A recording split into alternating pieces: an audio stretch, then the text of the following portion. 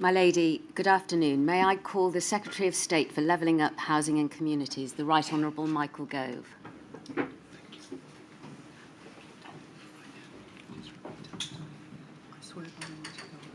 I swear by Almighty God that the evidence I shall give that the evidence I shall give shall be the truth, the whole truth, and nothing but the truth. and nothing but the truth.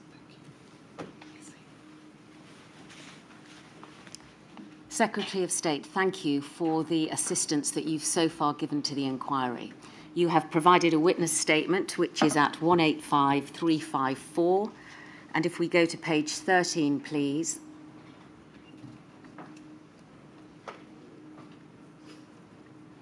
Thank you. Do we see that it's signed on the 9th of May of this year and it's true to the best of your knowledge and belief? It is. Thank you very much.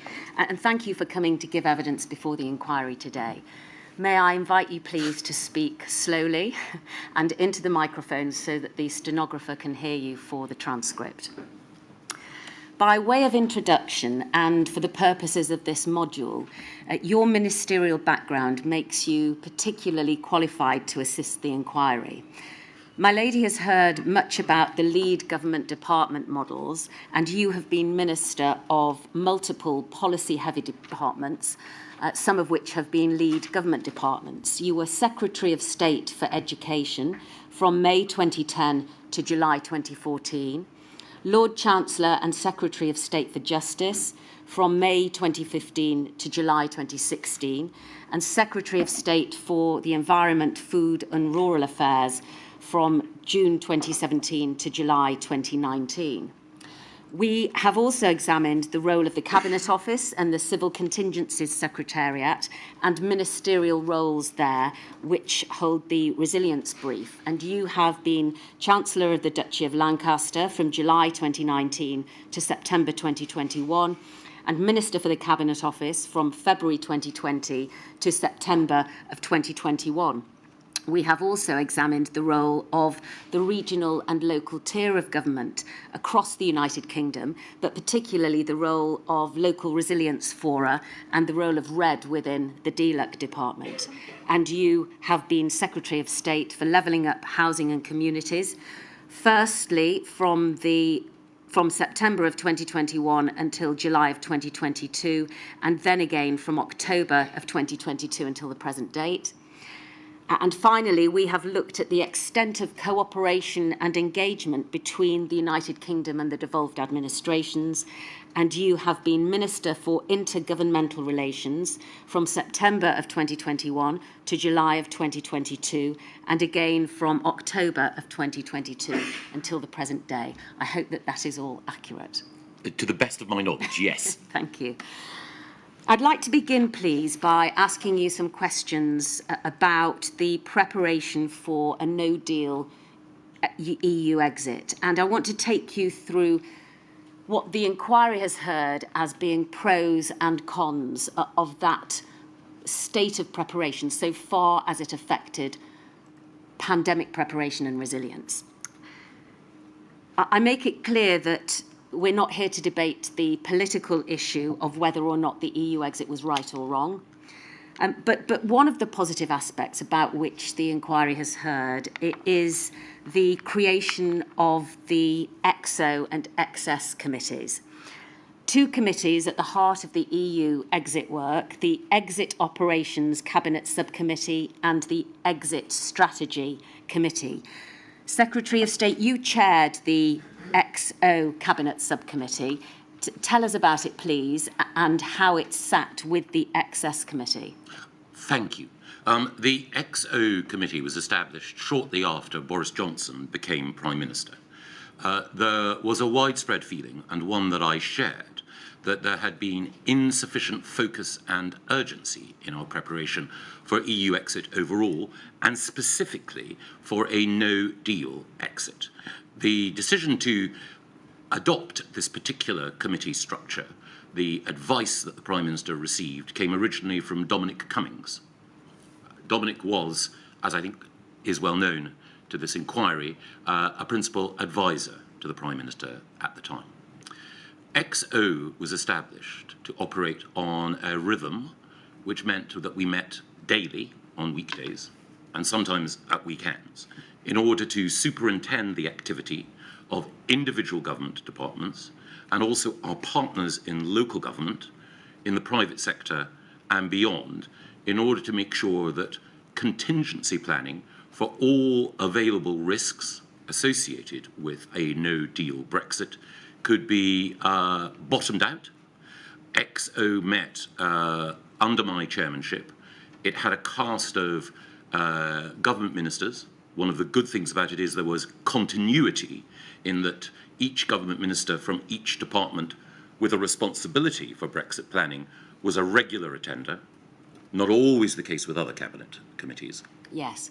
And also around the table in the Cabinet Office briefing room on terms of equality, ministers sat with officials and indeed individuals from government agencies and local government to horizon scan, plan and decide in real time what the steps were that were required to enhance preparedness. Before I ask you to explain how that sat with the Exit Strategy Committee, I'd just like to take you through the 10 benefits that you have set out in your witness statement in terms of the composition of the committee, how it met, when it met, and how that assisted in the achievements that it needed to reach. So you cite the following. First, that there was, as you have said, regular attendance of, second, nominated lead ministers rather than what you describe as a rotating cast list in some other committees.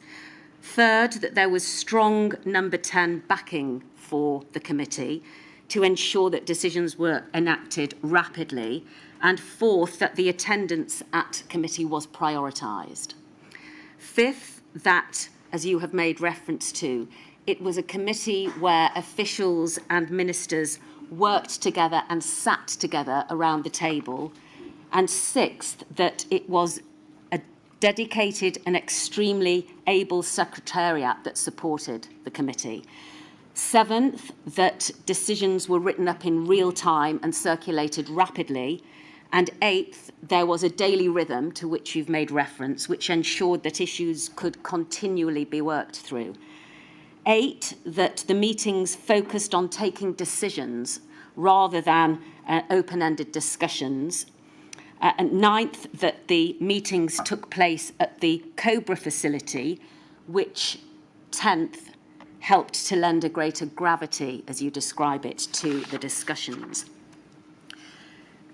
What do you mean, Secretary of State, when you said in your witness statement that it avoided the problem of the rotating cast list that happened in some other committees?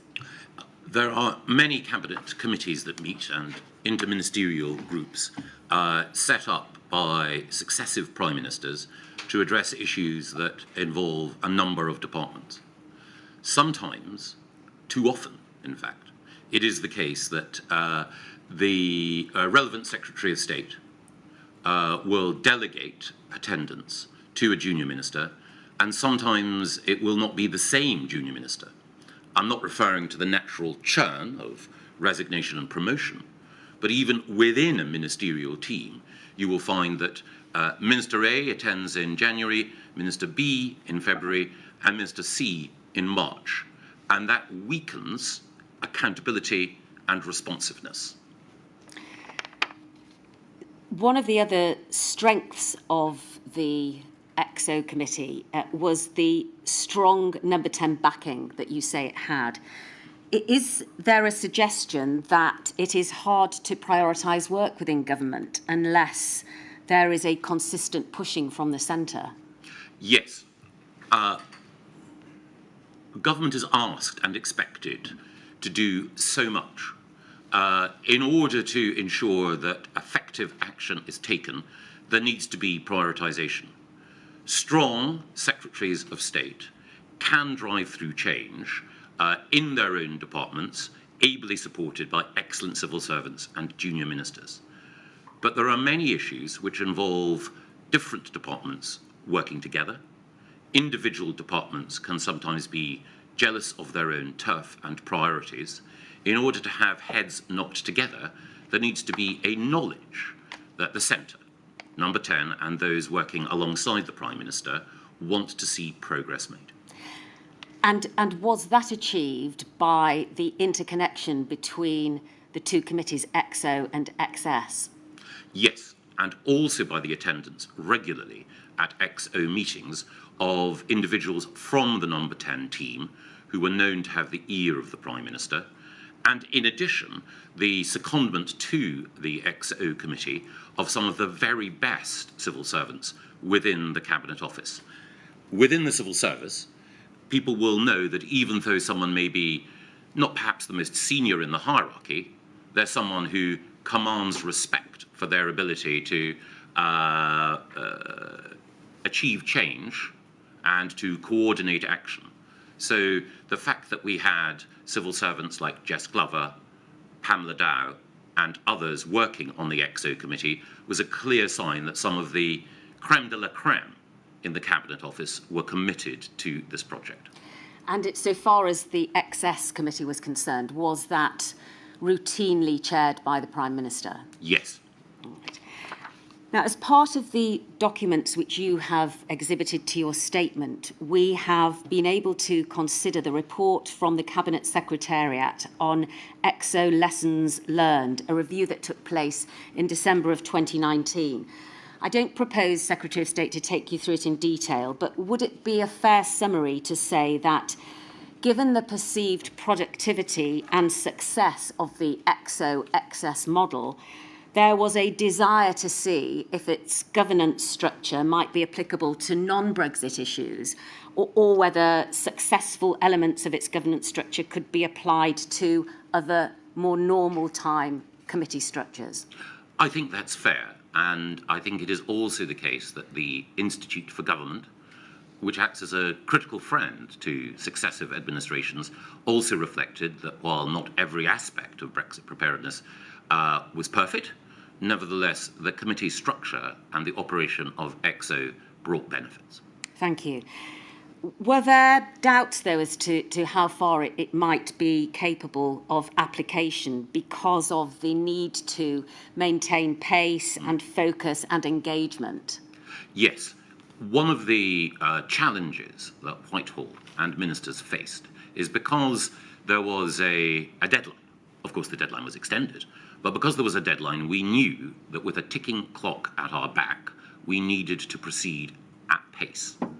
That meant that the normal tempo of papers being produced within Whitehall was accelerated.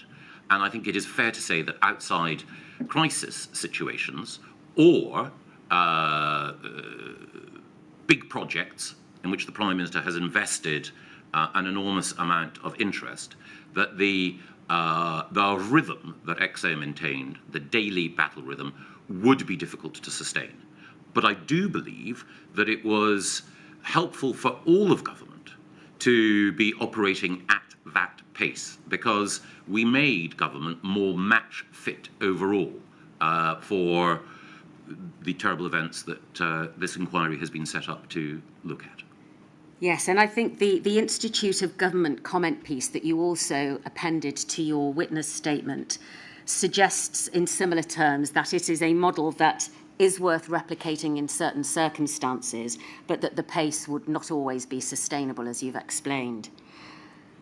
You also tell us in your witness statement that, in your opinion, one of the central lessons of the pandemic in terms of preparedness is that whole system resilience issues should be planned for better, that the initial structures were simply not adequate for a civil contingency of that scale and nature, and that the pandemic required a truly cross-government whole system response with delivery structures on an integrated and coordinated basis. Now, there is a suggestion in the Institute of Government article that the EXO-XS model was at least partly born out of your frustrations with the ability of the United Kingdom government to handle preparing for a whole system risk of this nature. So my question to you is this: given that the whole risk systems have been on the NSRA and NRA for many years, What does it say about the United Kingdom government that these kind of issues with cross-government working and the need for whole system structures for whole system risks was not recognised at an earlier stage? I think there would be those who would argue that significant progress had been made following on from the establishment of the National Security Council and the updating of the National Security Risk Assessment and its public manifestation, the National Risk Register. But one can always learn and improve. I was struck when I was at the Department for Environment by two things which relate to your question. The first is that the Department for the Environment is the lead government department when it comes to floods and, of course, animal disease.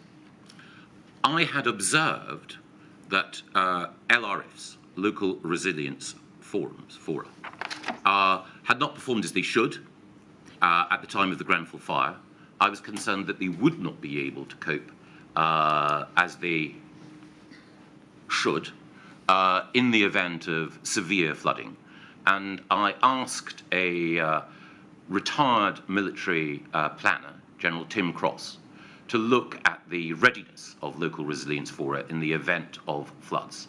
The report that he prepared for my department, while it highlighted much good work, reinforced the fact that there were a series of weaknesses in the transmission mechanism from the local to the central and from the individual government department to the centre. In addition, when I was preparing within the Department for the Environment for the effects of a no-deal exit, and they would have been significant on food supplies and on other questions, I was struck by the fact that the centre did not seem to have the galvanic energy required in order to make sure that each government department was doing as it should. And this relates ultimately to a dysfunction in the design of the Cabinet Office, which we may turn to. Right, thank you.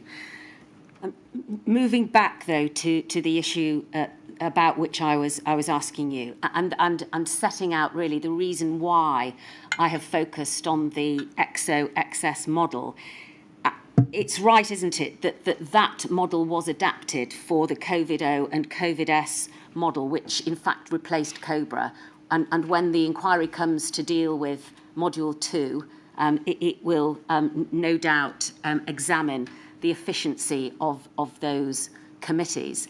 But that was the decision that was taken, I think, at that time, that the model that had been created and worked so well during the preparations for an EU exit was the basis for what happened during the outbreak of COVID in government. And so in that sense, it was a positive outcome of the EU exit preparations. But the inquiry has also heard evidence from witnesses within the UK government and also the devolved administrations about the adverse impact that the necessary planning for a no-deal EU exit had on other resilience activities and pandemic preparedness, and in particular heard from Catherine Hammond, who was the director of the CCS whilst you were the CDL.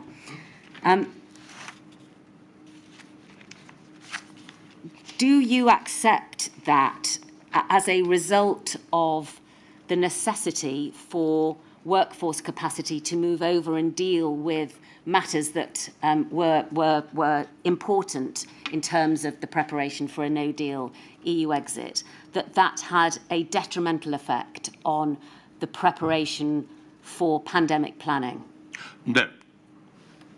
Why not? Because I haven't yet seen any activity that has been identified that would have enabled us to significantly better deal with the COVID-19 pandemic that did not occur as a direct result of EU exit. Well, are you aware of Exercise Cygnus and the recommendations that came out of that, and the fact that the Pandemic Flu Readiness Board was created, was stood up in order to take forward the recommendations that came out of that exercise, but that board could not meet, and the work that it was expecting to do could not be carried out because of workforce capacity issues? I have. My understanding is that the work of that team was shared with the then Chancellor of the Duchy of Lancaster, David Liddington, in January of 2019. Various work streams were requested to be carried forward. That was agreed. And then the PFRP met again in November of 2019 to review progress. And I think in Catherine's evidence, she mentions that a significant proportion of that which was required, including stocking the appropriate antivirals to deal with the flu pandemic, carried on. But as the inquiry has had, ultimately the pandemic that occurred was not a flu pandemic. It was one for which we were unprepared because few Western nations, if any Western nations, had anticipated the particular type of pandemic that Covid-19 was. The inquiry has also heard that certain aspects of the preparations within government for a pandemic influenza, and indeed the 2011 guidance, which was in the process of being updated, were capable of assisting in relation to the pandemic that hit, the pandemic of a coronavirus. And so wouldn't you accept that the stalling of the work on the updating of the guidance and the Pandemic Flu Readiness Board undoubtedly had an effect on the country's preparedness for the pandemic which hit? I don't think that can be proven. In Catherine's own evidence, she alludes, I think, to 3 areas where she feels that CCS, as the central coordinating secretariat, could have done better in the specific area of the pandemic. She talks about emergency funding, she talks about the work of the Department for Education, and then she talks about CCS's own readiness to adapt its structures to a pandemic response. I actually think, and I have an enormous regard for Catherine, that on the first, emergency funding, the speed with which HMT initiated the furlough programme and the COVID business intervention loan scheme shows that the Treasury was agile, and I can't imagine that it could have been much more so. I do think she has a fair point when it comes to the whole question of school closure, and we may touch on that. But on the third point, CCS's own readiness, I also think that Catherine is being modest there in that CCS and the Cabinet Office overall did flex rapidly once it was clear what the scale of the pandemic was. Well, we've looked at 2 documents dealing with staffing resources. There's a lessons learned report from the Cabinet Office regarding Operation Yellowhammer, which we see at 100-183, please. And could we go, please, first of all, to paragraph 5 of page 5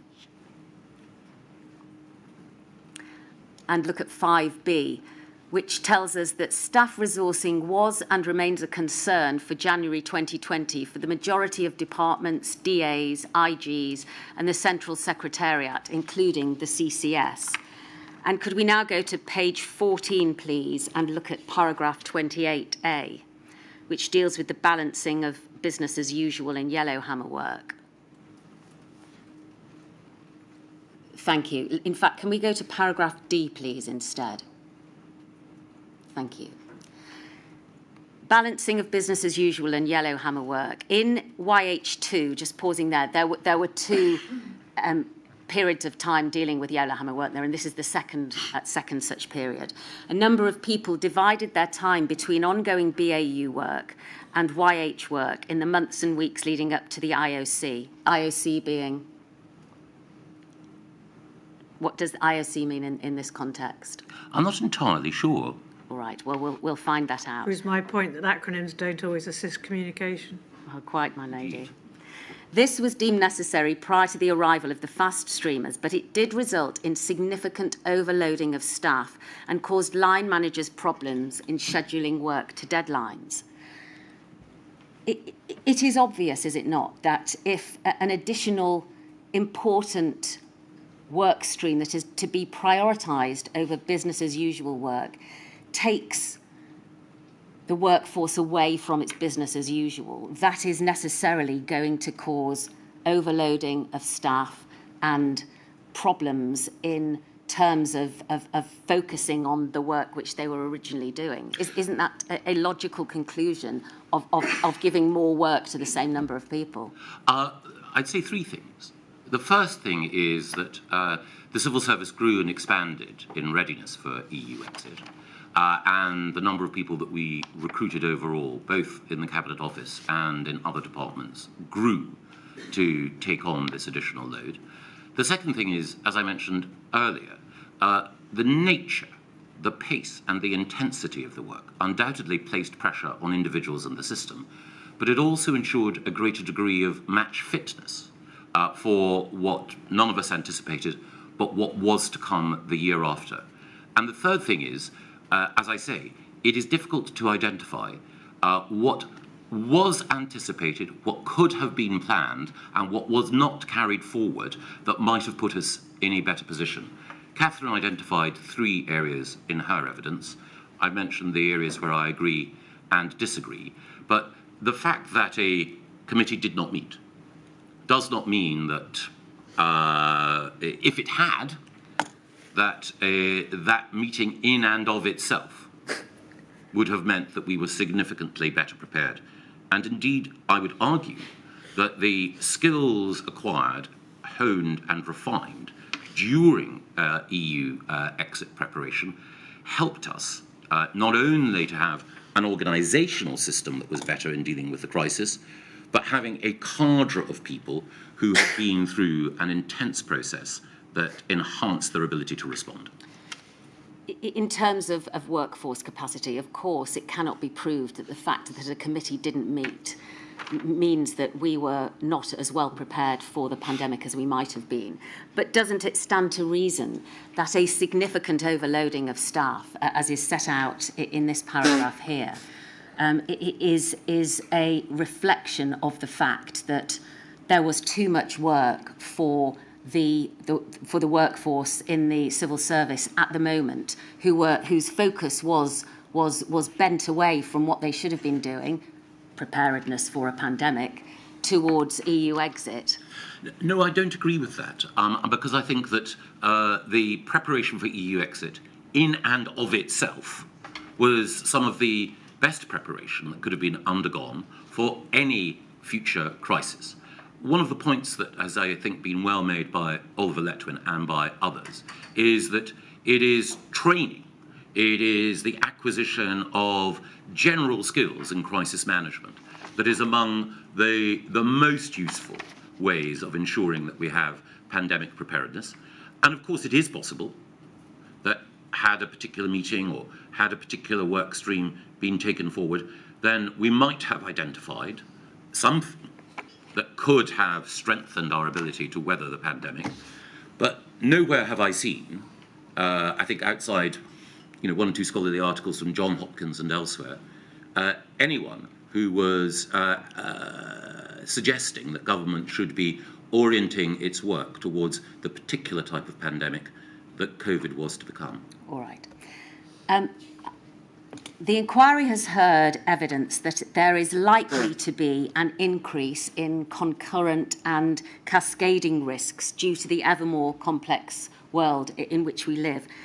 And you have set out in your witness statement why you do not think it appropriate for there to be a standing capacity ready to coordinate fully an emergency situation or a dedicated team of officials on hand to create the scale of intervention which lockdown or something akin to lockdown ultimately required.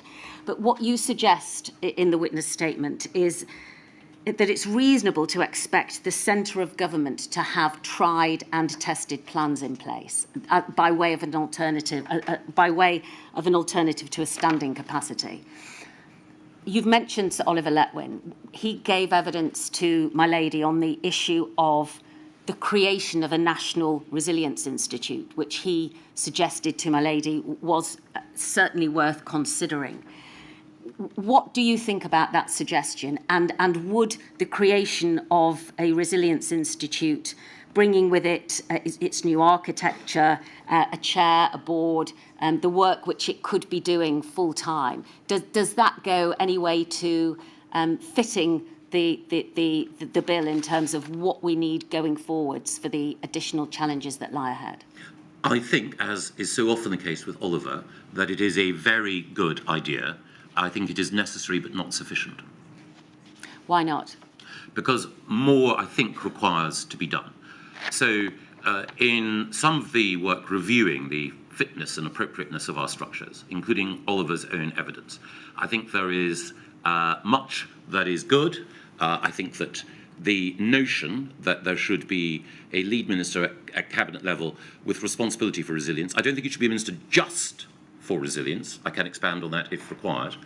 But I think that that is appropriate. I think that elevating the role of the Deputy National Security Advisor, who is responsible for dealing with threats and hazards and resilience, is important as well. I think that strengthening the role of the Civil Contingencies Secretariat, the Resilience Directorate, is important. But there is one more thing, which is that my own view is that the relevant minister responsible for resilience should be the lead minister in the Cabinet Office, although they are called Chancellor of the Duchy of Lancaster or whatever. Yes. They would have other responsibilities. But one of the problems within the Cabinet Office is that whoever is the lead minister there does not have full oversight over the whole of the Cabinet Office in the way that a Secretary of State does over their department. The National Security Secretariat was an area that was to an extent shielded from my view during a lot of my time when I was nominally in charge of the Cabinet Office. And I think that this is an overhang from the way in which the Cabinet Office was originally set up to serve the Cabinet Secretary rather than to be a department with a lead minister wholly responsible for its operation. And do you also agree with the evidence that the inquiry has heard, not only from Sir Oliver Letwin, but also from others, including Sir Chris Whitty, that ministers working within resilience need to have appropriate training? Yes. Right. There is a balance to be struck, is there not, between the challenge that ministers bring to the scientists who are advising government departments in not being scientifically qualified, and the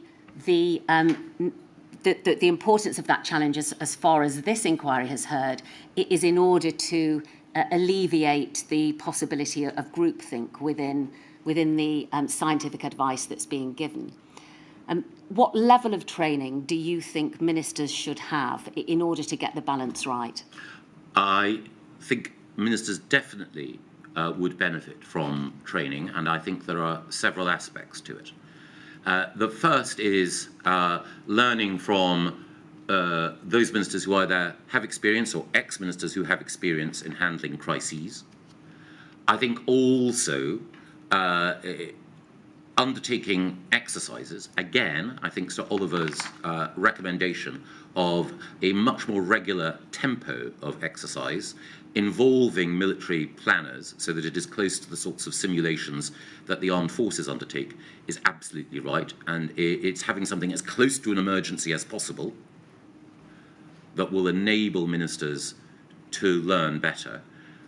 But your other point is absolutely spot on. Sir Oliver is right. Politicians, as he said, are amateurs. When we are engaging with professionals and experts, what we bring is not deep subject expertise, but what we bring is the capacity to ask the daft laddie question. And sometimes it is only when someone asks that question that we find out that the emperor has no clothes, or the pandemic preparedness plan has a huge hole in the middle. There needs, doesn't there, to be a level of understanding, though, within ministers as to what questions to ask. the way in which Sir Chris Whitty explained that conundrum to the inquiry was to say that in every emergency he's ever seen, there is a desperate need to get scientists in the room. But between emergencies, you have to kind of elbow your way in, is how he explained it. So does there need to be a standing capacity for the provision of scientific advice and a need perhaps through exercising or through other organised workshops for ministers to have and to keep having, in other words, so that that doesn't get stale, a level of understanding as to what sort of pathogens, pandemic situations or other scientific matters of risk are coming down the line? Yes, it would be a very rare person who had a level of knowledge which would mean that they would be omnicompetent in every emerging crisis. It would be rare to have someone who would simultaneously understand terrorist threats, cyber threats, pandemic threats, and the risks to critical national infrastructure. I think the only person I can think of who comes close to that is Oliver Letwin. And as I think David Cameron said, you can't clone Oliver. If only you had a government composed of Olivers, it would be a better world. But your basic point is absolutely right, that ministers, particularly if they have departmental responsibilities, do need to acquaint themselves with some of the scientific issues. And most recently, one science issue, a science risk and opportunity, the growth of artificial intelligence, has been discussed around the cabinet table with the government's chief scientific advisor, and ministers brought to that conversation a base level of knowledge enhanced by what Dame Angela was able to tell us. And finally, on this point, you raise in your witness statement the need for consistent challenge, for what you describe as red teaming. Yes. That's something which should always be present in any of the groups, be it scientific or governmental or a combination of both, that meet in relation to pandemic planning going forwards and also a nod to resilience. Yes, I do think that. And I think there is a danger in groupthink.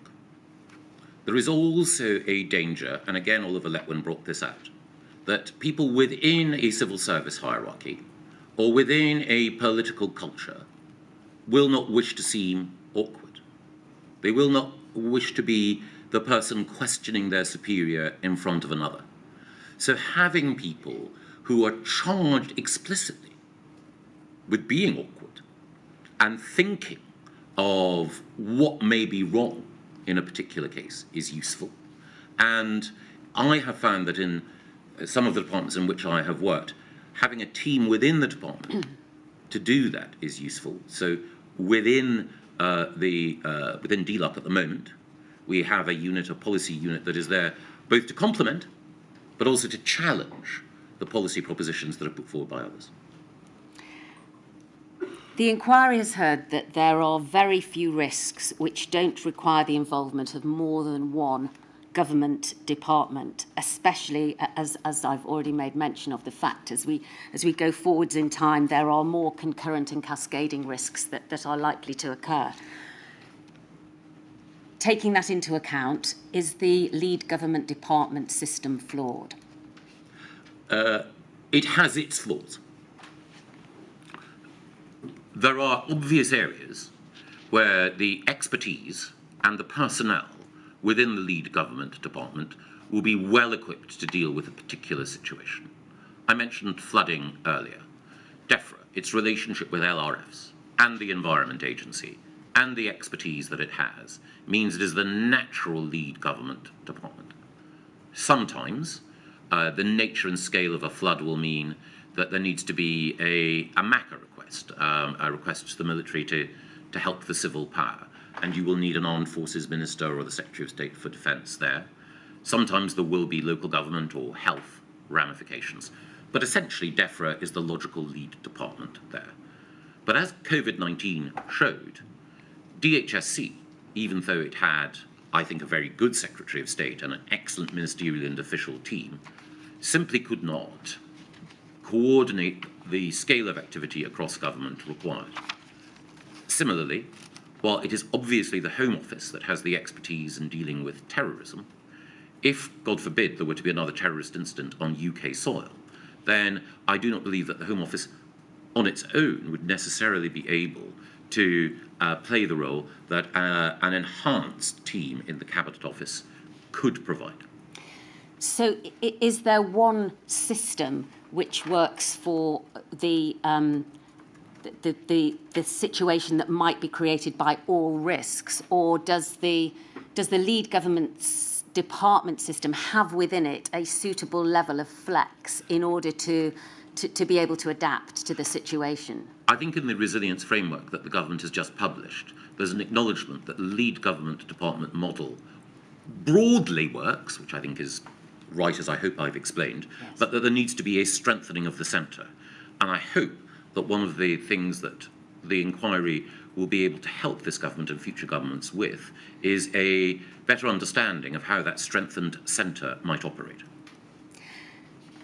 On a slightly different topic, but connected, I think, is the division of roles between various government departments in terms of preparedness and resilience. We know that the Department for Levelling Up Housing and Communities has within it the Resilience and Recovery Directorate, which was formerly known as the Resilience Emergencies Division, and the connection that has with local government, which we'll come on to speak about in a moment. But the inquiry also knows and understands that the CCS sits within the Cabinet Office. And indeed, connected is the Department of Digital Culture, Media and Sport, which has within it the civil society and youth system, which touches upon the voluntary sector. If all of these different groups and bodies are necessarily part of planning and resilience, should they all sit within the same government department? Yes. Right, and how would that be achieved? By what is known as a machinery of government change. It is the case that from time to time, areas which are the responsibility of one government department move to another. So it might be the case that the handling of or policy on privacy and freedom of information might move from the Ministry of Justice to the Cabinet Office, depending. My view is that RED should move from DLUC to the Cabinet Office, and RED developed, as the inquiry has heard, following the abolition of government offices of the regions. Yes. With the personnel there moving to DLUC, not all physically in the same building, several of them dispersed across the country, but the liaison function between local government, local resilience fora, and the centre was subsumed within that directorate. My view is, while the people leading it are excellent and the people working in it are very good, that it is logical for that to go into the Cabinet Office. And again, I reflected, and I hope that this isn't outside the scope of Module 1, early in the onset of the pandemic, when I was briefed by CCS on what my responsibilities might be as the lead Cabinet Office Minister at the time, CCS placed a special emphasis on dealing with excess deaths, because that was an area that other government departments didn't deal with, but they did. But there was less emphasis in that conversation on the need for the type of coordination which I believe only a central department like the Cabinet Office can lead. And are there plans within government to effect that change? Discussions are ongoing. All right. Moving on then to talk about local government and the connection, as you've set out, between the local resilience fora and the government associations going up to central government. You will know that the inquiry has heard from Catherine Francis, and she told my lady that in her experience there was or has been no no detraction from the relationship between local government and central government with the abolition of the regional level. And as you've explained, to a certain extent, some of those tasks that were carried out by the regional level have moved up to the central level, although they're still being maintained. Given that there is such a plethora of types of local authority in terms of their size, complexity, I think it was described as a patchwork quilt of different types of organisation. Is there an argument for reinstating the regional level of governance or of the presence of a regional level of connection? I'm not sure is the honest answer. Even though the resilience team within DLUC, and formerly, of course, within MHCLG, operates to the Secretary of State within that government department, many of the people who work in it are based regionally, and there are 5 regional hubs, and the people who work there as government liaison officers and resilience advisors are out in the field. So there is a regional structure, as it were, within the department. Should one recreate the government office of the region structure? I personally don't think so, because I think, though it is obviously arguable, that what we should be seeking to do is to empower local leaders rather than, obviously there needs to be liaison, but empower them rather than have someone watching over them as a big brother. But, as your question clearly implies, there is a variation in quality and resource and structural power within local government. And I observed in my time at DEFRA that there were some local resilience fora which were excellent and others not so much. And the whole question about how we improve and strengthen the hand of local leaders to respond is, I think, a vital one. Catherine Francis described to my lady that one of the purposes of RED is to act as a critical friend to the local resilience fora and the local government association.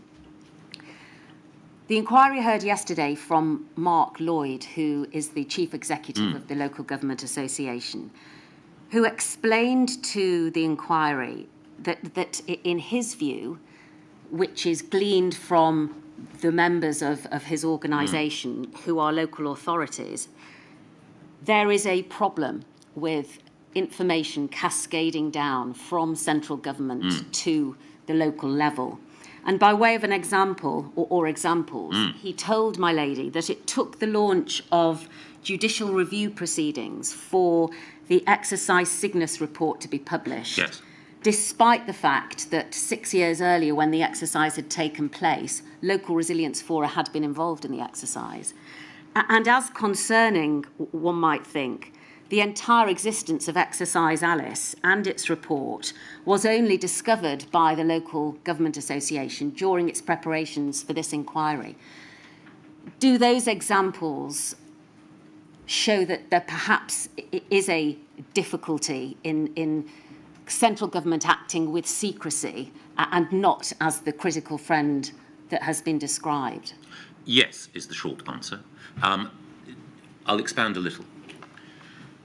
I have found in government that DLUC, or its predecessor department, MHCLG,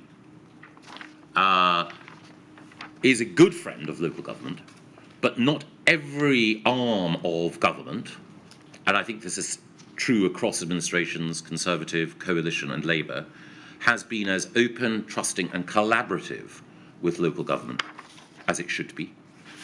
I think that is part of politics But change has come. And in the resilience framework that Oliver Dowden has published, it is clear that we will share information more effectively, that we will use platforms like Resilience Direct in order to ensure that the whole resilience community, as it were, is involved in these conversations. I would add two other things briefly. The first is that the people who lead local resilience fora will tend to be uniformed officers, principally from the police or the fire and rescue service, and sometimes elected councillors and officials within local government will feel that even at a local level, there isn't always the sharing of information that there should be, never mind between local and national. Yes. A wider sharing of information is in everyone's interests. And then the second thing is, in terms of the role of critical friend, I think, again, as the inquiry has heard, improving the quality of training matters. We have an emergency planning college, which the Cabinet Office maintains just outside York. I think more, significantly more, could be done to improve the work that it does and to share best practice. And again, the government skills and curriculum unit within the Cabinet Office, which was established by one of the great officials I mentioned earlier, Pamela Dow, and is now being led by another brilliant official, Sapana Agrawal. That unit, I think, should be working with the college in order to create a stronger institute of the kind you mentioned earlier.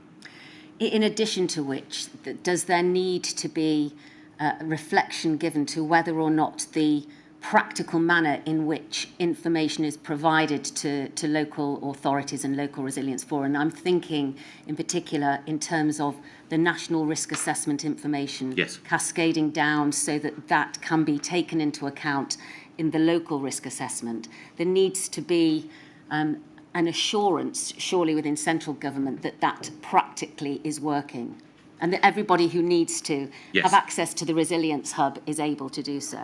Absolutely, and I think that that is there in the resilience framework that has been published, that the NRA and RSA work must be shared with those who will potentially be at the front line of response. What do you say about the evidence that my lady heard yesterday from Mr. Lloyd about the level of assurance in terms of pandemic preparedness and resilience of what is going on at a local level? Because we know that the central government doesn't have an assurance role in terms of the plans that are drafted locally. One option which Mr. Lloyd presented to the inquiry yesterday was that there needed to be a procedure developed during which local resilience fora could check each other's plans, some sort of in-line assurance given. But that also, he said, democratic leaders, locally, democratic leaders should be involved in providing a level of assurance. Would that work, in your view, or should consideration be given to some sort of central assurance during and involving the RED process, yes, or another body? I think both. Again, when I was at DEFRA, I mentioned I commissioned General Tim Cross to look at the level of preparedness across local resilience fora for flooding. And that work was useful in both stress testing, how well prepared LRFs were, and making recommendations. And one of the recommendations that Tim made, and again is there in your question, is peer challenge and peer review helps, that the democratically elected leader who will be accountable, and he or she will often be the face and voice of a community at a time of crisis, should be involved. But also there will be a level of expertise, whether at an emergency planning college or equivalent, or within the Cabinet Office and RED, that can really test plans and preparedness to make sure that they, I was about to say conform, but at least match Yes. expectations. So a combination of both. Yes. Mr. Gove, sorry to interrupt. You said a little while ago that, in your experience, some local resilience fora were excellent, and I quote you, some not so much. Yes. What kind of weaknesses did you identify in the local resilience fora where they were not so much excellent? The most conspicuous example was in the aftermath of the Grenfell fire. I rejoined government just a few days before the fire occurred. I used to live very close to where the fire occurred, and in the days afterwards, I spent some time just walking around the scene, and my department is now responsible, obviously, for the aftermath. And it struck me then that essentially, and no individual is to blame, that that individual London borough was simply not up to dealing with that tragedy. Secondly, when I was at DEFRA, I also had responsibility, or the department had responsibility, for some of the clean-up work after the Salisbury Novichok poisoning. The local government figures in Wiltshire, leader of the council and others, were excellent, but some of the other people involved in emergency work there, a little less so. And I sense that sometimes we needed to, as we did at Grenfell, step in order to help to shore up a structure that wasn't as robust as it needed to be. In an ideal world, every LRF would be as strong as the best. Thank you very much. Thank you. Community engagement. The inquiry has heard from John Swinney, the Deputy First Minister from the Scottish Government, that resilience has to be everybody's business. A sentiment echoed by Gillian Russell, the former Director of Safer Communities in Scottish Government, and also Professor Alexander, who told my lady in his evidence that at one level risks are essentially owned by all of us rather than by governments alone, and that we are all responsible for our own safety. Is it imperative that in preparing for a pandemic and attempting to ensure that the community is as resilient as possible, that there is significant community engagement? Yes, and even before, I think there are obviously elements of preparedness for certain threats and hazards that can't be shared with everyone, particularly with threats.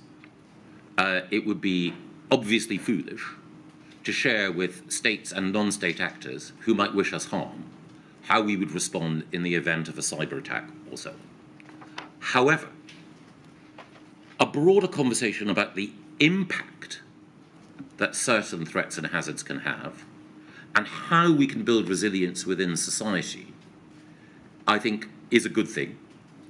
And as we saw in our media and in families and workplaces, during and after the pandemic, there has been a lively and informed conversation about the merits and demerits of lockdown. I think that while government can't mandate, it can help to lead and facilitate conversations about how we as a country can be more resilient in the face of certain threats and dangers, whether those are as a result of climate change or as the result of some of the threats to which I've alluded. So I think having that conversation and also more broadly reflecting on how civil society can remain strong is part of a broader programme of resilience. The inquiry has received witness statements from those in positions of authority representing the British Red Cross, the Campaign and Justice at Inclusion in London, and also Disability Rights UK, which is a leading pan-disability charity, whose evidence reflects many organisations in a similar situation, and that is that in terms of pandemic preparedness, they were not engaged with at all, at any level, by government. Does that need to change? I think it is important with preparedness for all sorts of threats and hazards, including pandemics, that the widest possible conversation takes place. But sometimes it will be the case that government will disappoint a particular group. As the inquiry has heard from David Cameron, George Osborne, and others, politics involves competing priorities. It's not always possible to satisfy every organisation, however noble its aims and means. It's not always possible to provide them with the list of policy changes or resource allocation for which they press. But it is important to have as many people as possible involved in conversations about risk, so that we can hear from voices which, as your question implies, have sometimes been marginalised and overlooked, and who represent groups that were, of course, hit particularly hard by COVID-19. It's important, isn't it, for those who, as you acknowledge, might be the most affected Yes. by a pandemic, for the government to understand the ways in which that might happen and therefore might be avoided. And it isn't difficult for the government to reach out to, particularly to those who represent a great deal of people who are vulnerable, both in terms of general levels of vulnerability and health inequalities.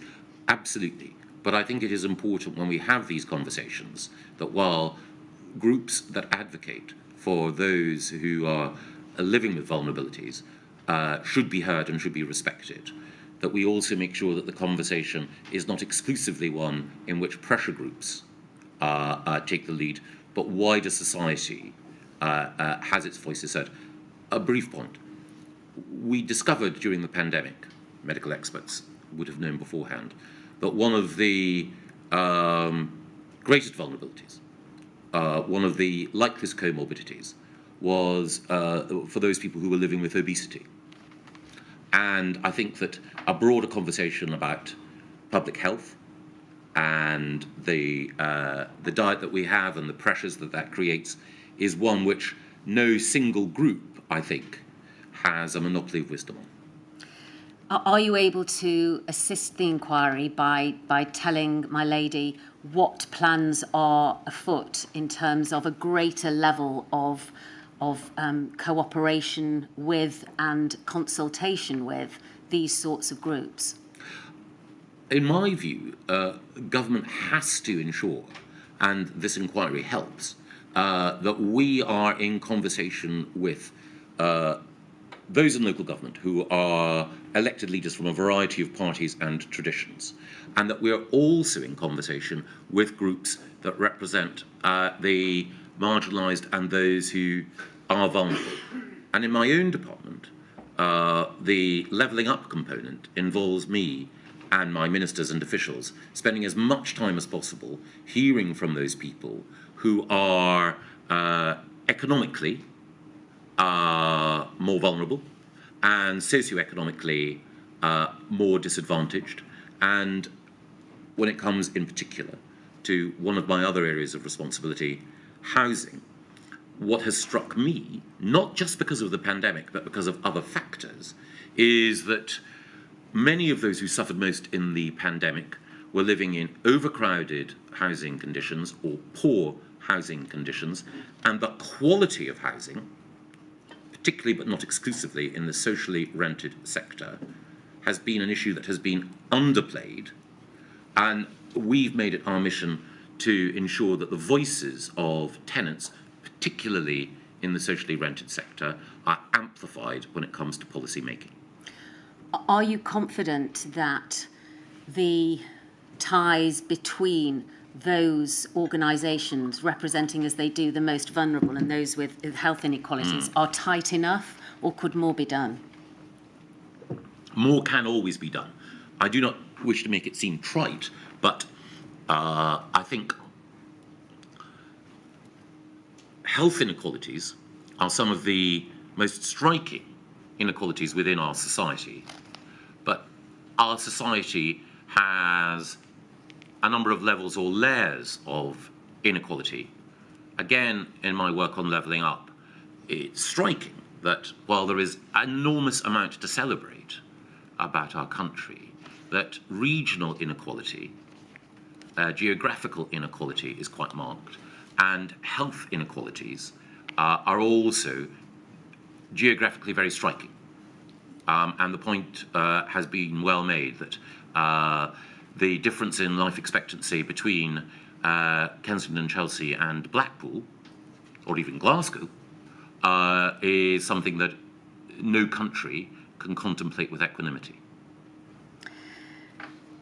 You tell us in your witness statement that as the pandemic took hold and you became involved in meetings specific to the government response, that it appeared that the assumption had been that behaviours such as lockdown would not be viable for more than a brief period. Yes. And you will know that the inquiry has heard from Matt Hancock, who talked about flawed assumptions being in place, which affected the way in which planning went forwards.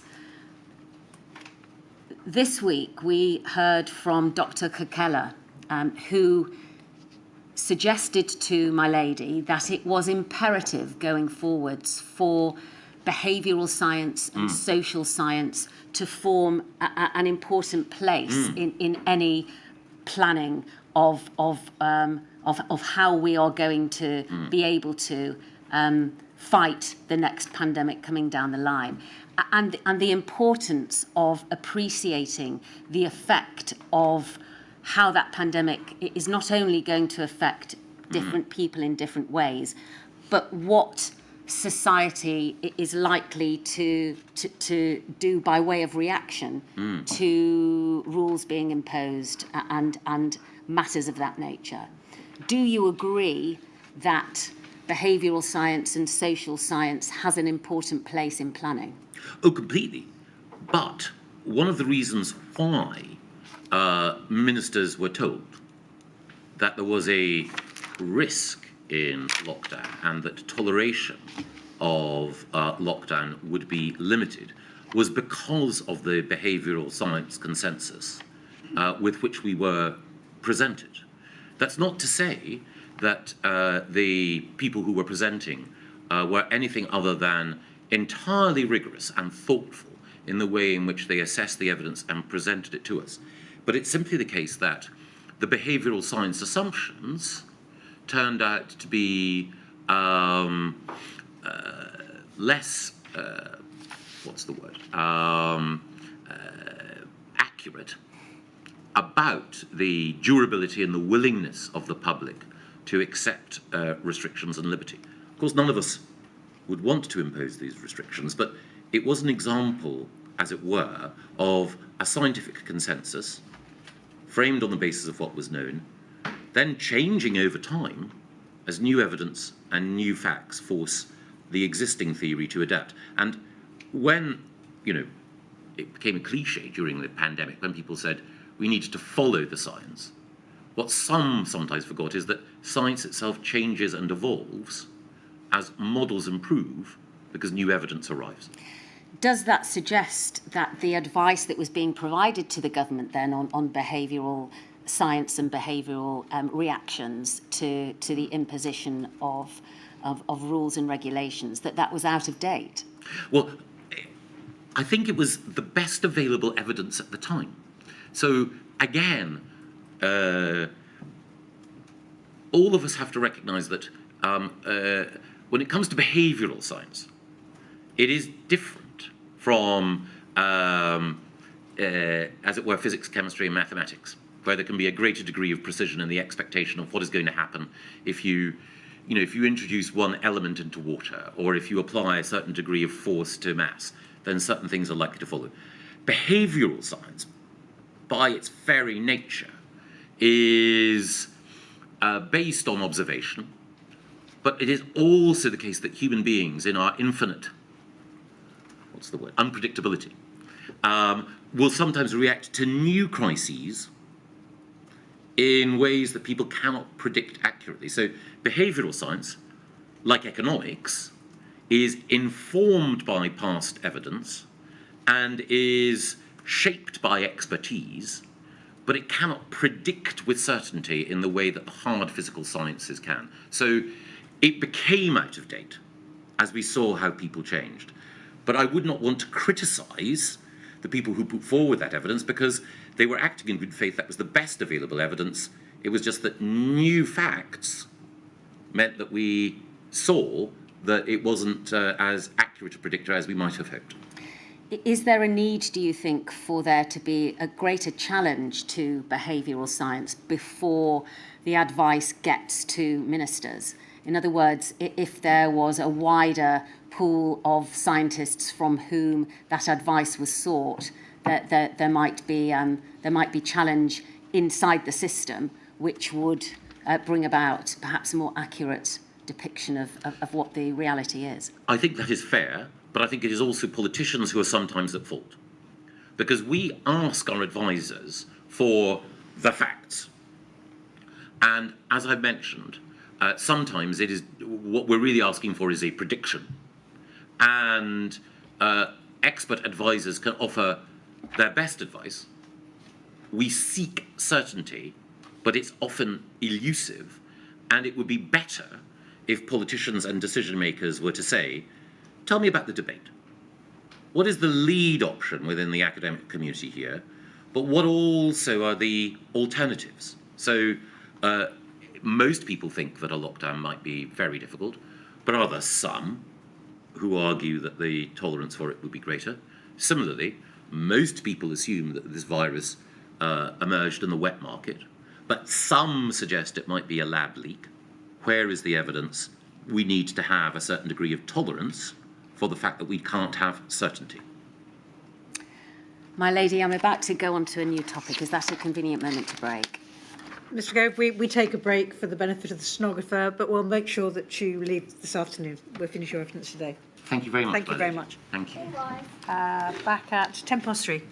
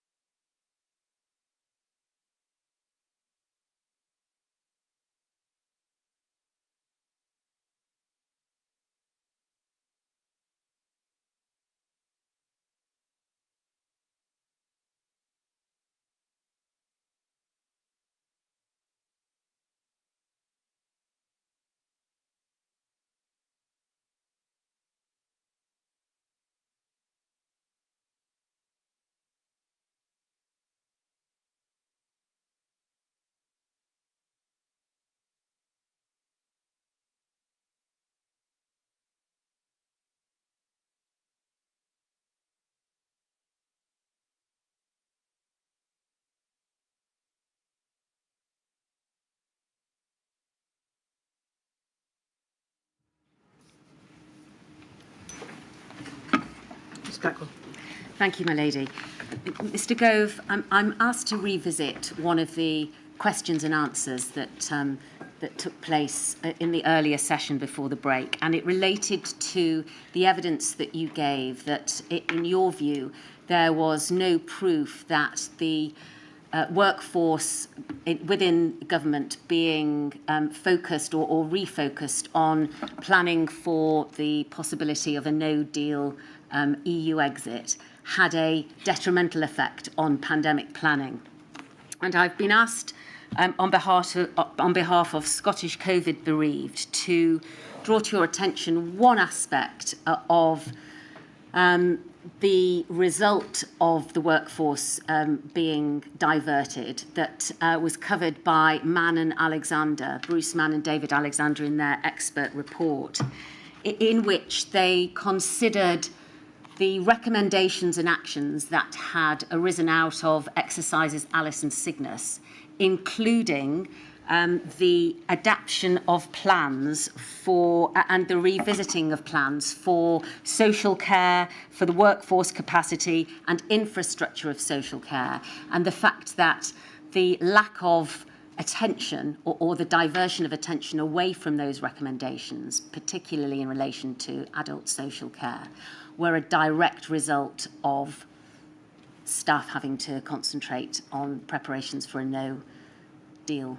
EU exit. Do you accept that example as being a concrete example of a detrimental effect in terms of adult social care? I'm not sure that I do, because I don't know what it is that would have been different in the approach that was taken towards adult social care that could have been anticipated beforehand.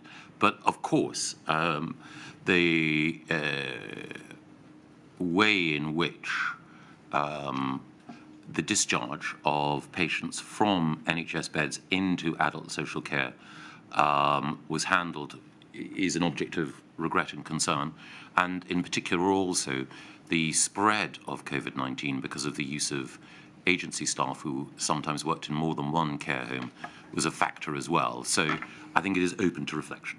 Thank you very much. You are currently Minister for Intergovernmental Relations. What does that mean? It means that I act on behalf of the Prime Minister in liaison with the devolved administrations.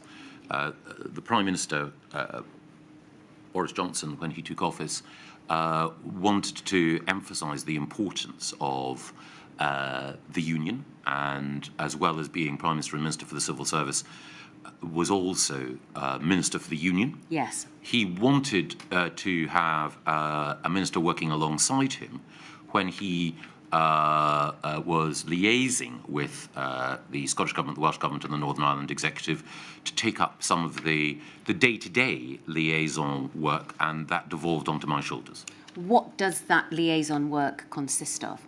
There are two aspects to it. One is there was an overhaul of structures, influenced very much by Andrew Dunlop's excellent report, which put on a firmer footing the nature of the cooperation conversations that we have. The second is making sure that when the First Ministers and Deputy First Ministers and other ministers... Mr Gove, I'm asked to revisit one of the questions and answers. I think that's my voice, unfortunately. I'm so sorry. Terrible moment. So it involved making sure that when they needed to talk to UK government, if the Prime Minister was otherwise engaged, that I would always be there. And particularly during COVID, I had regular calls with Zoom calls with representatives from the devolved administrations. John Swinney, Deputy First Minister from the Scottish Government, has told the inquiry that at one point in the run-up to COVID, and as the four nations were attempting to do their best to work together, that the relationship between the administrations, particularly in terms of Whitehall and Scotland, were pretty poor. Is that something that you recognise? I think it operates on two levels. So quite a lot of the time, the majority of the time, in fact, there was effective cooperation.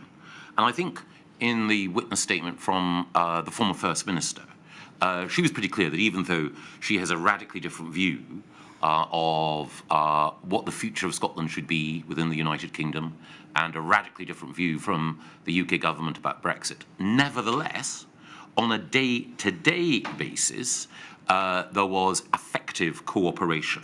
And that was my experience. However, the Scottish government and those leading it have, because of that divergent political view that I mentioned, they sometimes have an incentive to accentuate the negative in the relationship, because the overall political aim of the SNP is to present the United Kingdom as a dysfunctional state. But to their credit, Scottish Government ministers and Scottish Government officials on a day-to-day basis operate in a collaborative way. How often do you, in your role as intergovernmental minister, meet with relevant representatives from the other four nations? And does that happen altogether or individually, or both? Both. The government publishes a quarterly report on the meetings that take place between the UK government and ministers in the devolved administrations. There are some government departments that meet more frequently, like DEFRA, because of certain shared interests, others that meet less often, and sometimes the frequency intensifies. During Covid-19, it was very regular. Yes. Do you see your role as minister being beneficial to the sharing of plans for pandemics and for other national risks going forwards between the four nations? Yes, for everything. And again, it can sometimes be the case that there will be some ministers at the at UK government level who will express irritation that the Scottish government or the Welsh government might, after a particular meeting, place a political slant on it. I accept that, and it can be an irritation, but ultimately, we all benefit from working as closely as possible together. And I believe that while there have been ups and downs in the relationship, that it is important to see and talk to colleagues in the devolved administrations as often as possible. In the situation that is currently persisting in Northern Ireland, the breakdown of the power sharing agreement and the lack of ministerial oversight, how do you keep contact with Northern Ireland? Is there somebody in the absence of a minister there with whom you will share your concerns and reflections? Yes. So in the absence of the executive, it will be the Northern Ireland Civil Service and the respective leads in the Northern Ireland Civil Service government departments with whom we will interact. Jane Brady, who leads the Northern Ireland Civil Service at the moment, for example, came along to the recent British-Irish Council meeting at which the First Minister of Scotland, the First Minister of Wales, the Taoiseach, the Taoiseach, the UK government and others were represented, and she did a very effective job in making sure that Northern Ireland's interests were represented. But ultimately, it's regrettable that we don't have ministers there. Additionally, there is a bigger role to play for the Northern Ireland office in the absence of an executive. Not direct rule, of course, but certainly a bigger role to play in making sure that the liaison between UK government and NICS is effective. Finally, I'd like to touch upon the United Kingdom resilience framework. Sorry, just before you do, could I ask a question? Yes, of course, my lady. I don't know if you heard the evidence, Mr. Gove, but Michelle O'Neill talked about how when she had worked at the Northern Irish equivalent of DEFRA, they'd had a Fortress Island policy with the Republic of Ireland, and she was talking about how the same kind of thing ought to apply in the course of a pandemic because it's a one epidemiological unit. I can never say that word. So question, to what extent, as far as intergovernment relations concerned, you're involved with liaising with the devolved administrations, but would it be the Foreign Office who would be involved with liaising with the Republic of Ireland? Well, it's a very good point, my lady, because during the course of COVID-19, I would also have conversations with Simon Coveney and others in the Irish government, and for precisely the reasons that you mention, because the island of Ireland is a single epidemiological area. There were questions about people who might arrive in the Republic of Ireland because they had a slightly different approach towards flights and ferries, who could then obviously, using the common travel area, go to Northern Ireland and then into the rest of the UK. So we needed to have those conversations. The conversations were generally led by the Foreign Office and by our ambassador in Dublin. It was also the case that there are very good relations between our Cabinet Secretary, whoever he or she is, and their equivalent in the Irish government. So it operates on several layers, but the FCDO is the lead department. Thank you. I was turning to ask you about the United Kingdom Resilience Framework and to seek your views on this. Bruce Mann and Professor David Alexander have told the inquiry that they don't think that in its present form, as currently drafted, it fulfills the function of a UK-wide resilience strategy. The inquiry has also heard that the Scottish Government has published a hub and spokes model of guidance, and that in Northern Ireland, a civil contingencies framework now replaces and consolidates a series of former protocols. Will the government reflect upon the evidence that the inquiry has heard and look again at the way in which the resilience framework is currently drafted and seek to improve the current state if indeed those reflections suggest that improvement can be made? Absolutely. And I think in my own evidence, I reflected on that. It's important that the devolved responsibilities of the devolved administrations are respected. And we can learn from, and I'm sure the inquiry has and will learn from, good practice in each of the different parts of the United Kingdom. But sometimes it is the case that the UK government needs to think UK-wide. And one of the reasons why Public Health England was reformed and the UKHA was set up was because, quite properly, some pandemic preparedness and indeed some public health advice should always be the province of devolved administrations, but sometimes you do need, particularly in a polycrisis, a UK-wide response that will involve consultation with the devolved administrations, but where sometimes you need to take decisions at speed, and the UK government flex there is critical. Thank you. My lady, that concludes the questions that I have. You have provisionally provided permission for 10 minutes of questioning from COVID-bereaved Families for Justice. May that be done, please? Mr. Weatherby. I think it's Mr. Weatherby.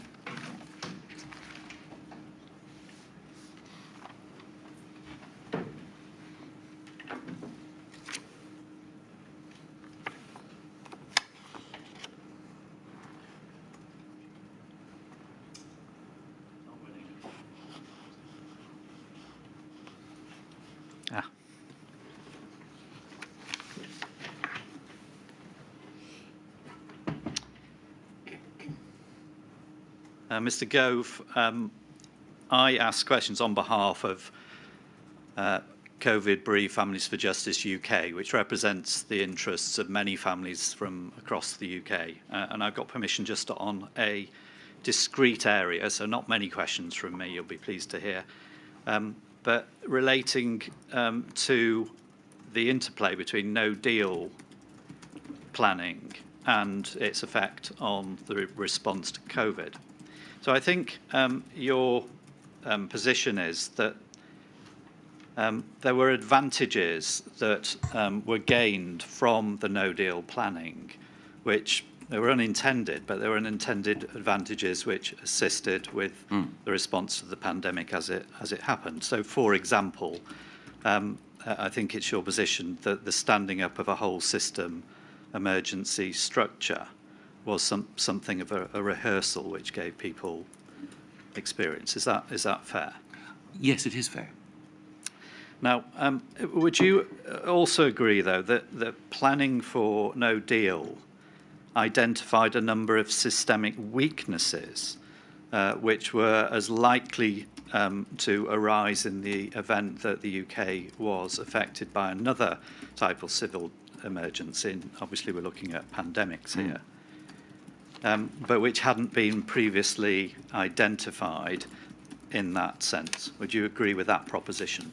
Yes, I think that preparation for any significant challenge of that kind will stress test systems and will expose some weaknesses within those systems.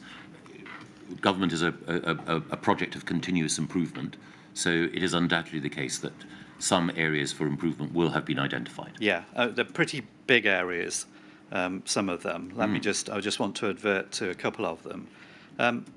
Did you hear Mr. Hancock's evidence? I heard some of it and read all of it. Okay, that's helpful. I don't need to put it on screen then, but I'll just read to you a short passage from Mr. Hancock. For the record, day 10, page 64.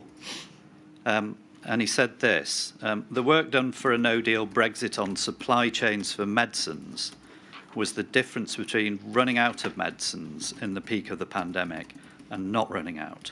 We came extremely close, within hours, of running out of medicines for intensive care during the pandemic. It wasn't widely reported at the time, and I think the only reason that we didn't run out is because of the work that Steve Oldfield and his team did, which they did during 2019 in preparation for a no-deal Brexit, but became extremely useful in saving lives during the pandemic. At the point at which the pandemic struck, because of the no-deal Brexit work, we knew more about the pharmaceutical supply chain in the UK at any time in history, and we had relationships with the pharmaceutical suppliers and the data to know exactly who had what available and where.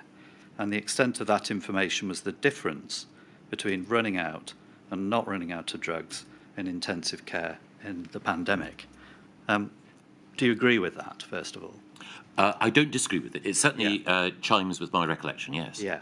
So a major unintended advantage coming from the no-deal preparation. But the corollary of that is that it highlights that before that, the pandemic planning hadn't identified this key problem. Yes, I think that both the preparation for a no-deal Brexit and the pandemic itself reinforced the fact that not just with medicines, but with many other medical goods and items of medical equipment, that the nature of our supply chains in a globalized world, and I know it's something of a cliche, was such that they were fragile, and we were reliant on as other countries were, the just-in-time delivery of commodities from some countries and actors that at a moment of crisis would not necessarily be reliable. Yeah, so without the happen chance of another near-miss civil emergency, the no-deal Brexit, arising, then we would have gone into the pandemic in a very vulnerable position with respect to vital drugs and, as you follow on, other medical devices. Yes, and I think that, I hope it's not taking things too far, but obviously one of the issues of concern during the pandemic was the availability of PPE. Well, I'm coming on to that, if I may. Please. Sorry to cut across you. No, not at all. But before I do, you mentioned earlier in your evidence food supply. Yes. And of course you were at DEFRA. Yeah. And the lack of knowledge of food supply chains was something that was identified with DEFRA around 2018 as part of the no-deal preparations. So again, something which may well have turned out to be highly pertinent in a pandemic situation. Again, something that hadn't been spotted before the happen chance of the no-deal situation arising. I think that is a perfectly legitimate conclusion. I take one step back, which is that overall, and this is a critical question of resilience, overall, one of the lessons of the pandemic is that if you are reliant on just-in-time supply chains, Yes. and if you're reliant on a very integrated network of suppliers, some of whom, if they come under stress, might fall over, Yes. that has an impact on resilience. And there's a trade-off between the efficiency that globalization has brought and the resilience of what might either be called reshoring or friend-shoring. Okay, but that raises the issue, doesn't it? That there may well be a clear economic advantages of last-minute supply chains, but in terms of planning for potentially catastrophic events, we had the nearest of misses, according to Mr. Hancock, in terms of medicines, and so that was headed off at the pass, if you like, by the happen chance of no deal planning. In terms of food supply chains, again, we'll no doubt look at this later on in another module, but perhaps the same position wasn't quite so acute in the response with food supply chains, but it might well have been. But then you raised PPE. So PPE doesn't really arise with no deal preparations. So here we have a systemic problem, and it's not spotted by the happen chance of something else, and things turn out to be not so great, again because of last-minute supply chains. Yes, and I think that's true, and I think it was true for most Western democracies. PPE was in many cases sourced either from countries in the Middle East or the Far East, not all of whom are necessarily reliable democratic partners.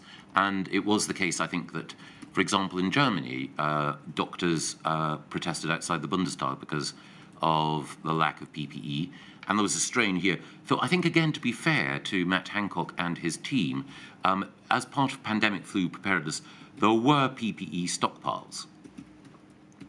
Yeah, we're going to deal with that later, but my point here is in terms of supply chains and the fact that fortuitously in some areas, another near-miss problem led to them being averted with COVID, but in other areas it didn't, because it didn't arise. I think that's right, isn't it? I think that's a legitimate point. Yes. Okay. Just finally, in terms of looking back at the Brexit readiness, there was a report in December 2019 from the Brexit Readiness Unit of the Cabinet Secretariat. I think you'll be familiar with that report. So I probably don't need to go to it, but I can if we need to. Now, just for the record, it's INQ 000149081, and at paragraphs 5 and 6, it highlights that there were a variety of issues regarding borders, and in paragraph 6, what were termed regional sector support. So there were challenges of the flow of people and goods, so security, trade, problems related to strategy, policy, planning, contingency, and operational management. And reference was made to political direction and accountability, and a confusion of coordination roles, and the inefficient use of data, all relating to borders. Now, I stress that this was related to the Brexit preparedness or the no-deal preparedness. But the issue of borders is, again, something that needed to be planned for pandemics. So some of those issues may well have overlapped with pandemics as well. And again, these are issues that are only arising through no deal. Is that right? Yes, I think that there would have been some people in government who would have been aware of them. But again, if it's helpful, the barriers to data sharing referred to, I think, is a reference to the fact that HMRC was not able, for understandable reasons, to share commercial data with other government departments because of the obligation of confidentiality it has to the commercial actors with whom it deals. I found that frustrating, but I can understand why it's a policy factor. More broadly, one of the issues is there was no single government department in the lead for border issues. So when it came to the sanitary and phytosanitary checks that food required, then DEFRA was in the lead. When it came to intelligence-led checks on migration and whether or not there were individual bad actors who might pose a threat to the country, obviously the Home Office was in the lead. Yes. Again, the point that I would make is that, of course, when you have the sort of challenge that no-deal planning required, you can often find that there are parts of government or parts of the operation of government that can be strengthened and were, but it is never the case that any government can anticipate all of the weaknesses within its operation. The point being, I mean, the conclusion of paragraph 5 is that, quote, these must be resolved quickly. And here we are in December of 2019, just about on the cusp of COVID occurring. Yes. And no doubt some of these wouldn't be related to the pandemic, but some of these issues would overlap with it. And yet here again, there's a systemic failing, isn't there, to recognise in planning for pandemics that there are issues that need to be looked at borders. I mean, borders are an obvious point with pandemics because you may need to control the flow of people through them, or to screen people, or to quarantine people. So again, a systemic weakness in the pandemic planning. Yes. Yeah. Well, I put it slightly differently, which is that no matter how much thought might have been given to some of the lessons learned from no-deal planning, there was a broader question as well, which the Health Secretary alluded to, which is that our approach towards pandemic flu planning was that, and that of many other countries, was that it was almost impossible to so control our borders as to prevent the disease spreading. It was about the mitigation of the disease once it was here. With respect, that's a slightly different point. Indeed. As it turned out, we know that the control of borders or issues relating to borders were relevant. Oh, they absolutely were. But I think a failure. But I think for the inquiry, again, it's not for me to say, but I do think that for the inquiry, one of the interesting questions, and again, I think Matt Hancock mentioned this, is he outlined what one might call the Hancock Doctrine, which is that rather than simply dealing with the consequences of a pandemic, one should seek to prevent it arriving in the first place. Yes. And I think that that is a lively debate, and I have a lot of sympathy with the position he put forward. And if that's the way forward, then getting the border situation and the coordination of people and all the matters I've just been through is absolutely key, and therefore was a systemic failure at the time. Well, it was there are live counterexamples of countries that closed their borders, New Zealand being the most prominent.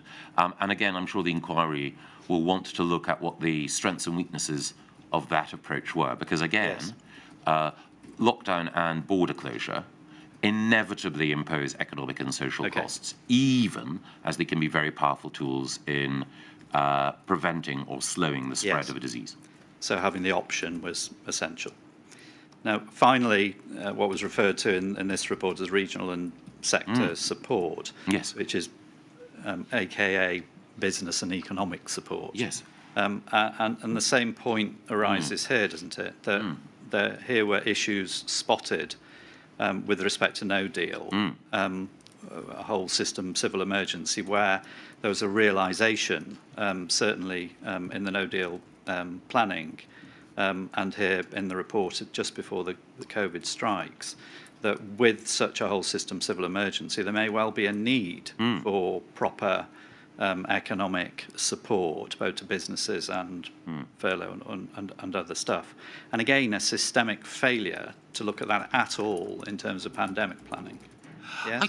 I don't think there was a failure at all. I think the point that was made here was, again, there was a tension between the Treasury, which wanted to make sure that it was aware of what the differential impact on certain sectors might be of a no-deal Brexit. Certain sectors would have been more exposed, others much more resilient.